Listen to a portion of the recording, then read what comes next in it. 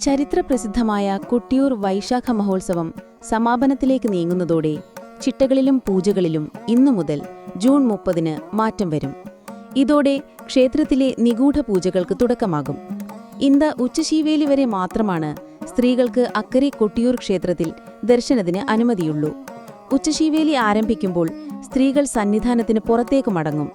ഇതിനൊപ്പം ആനകളും വിശേഷവാദ്യങ്ങളും സന്നിധാനത്തിൽ നിന്നും മടങ്ങും.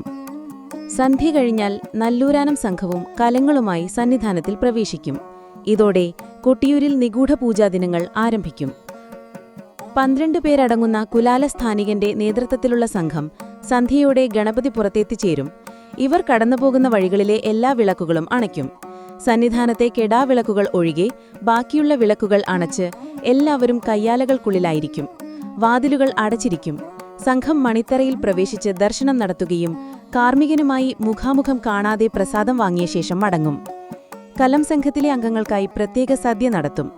സംഘാംഗങ്ങൾ മടങ്ങിയാൽ ഇവർ സമർപ്പിച്ചിരിക്കുന്ന കലങ്ങൾ ഉപയോഗിച്ചുള്ള നിഗൂഢ പൂജകൾ ആരംഭിക്കും. 142 കലങ്ങളാണ് ഇവർ സമർപ്പിക്കുക. ഇതോടെ ഉത്സവ സമാപനത്തിനുള്ള ചടങ്ങുകളും ആരംഭിക്കും. തൃക്കലശാട്ടത്തിന്റെ പിറ്റേന്ന് നടത്തുന്ന വറ്റടിക്ക് സ്വയംഭൂവിൽ ആവരണം ചെയ്യുന്നതിനുള്ള അഷ്ടബന്ധം ഇന്ന് തയ്യാറാക്കി തുടങ്ങും. ജൂലൈ 3-ന് അത്തം നാളിലെ ചതുശതം വലിയ വട്ടളം പായസം നിവേദിക്കും.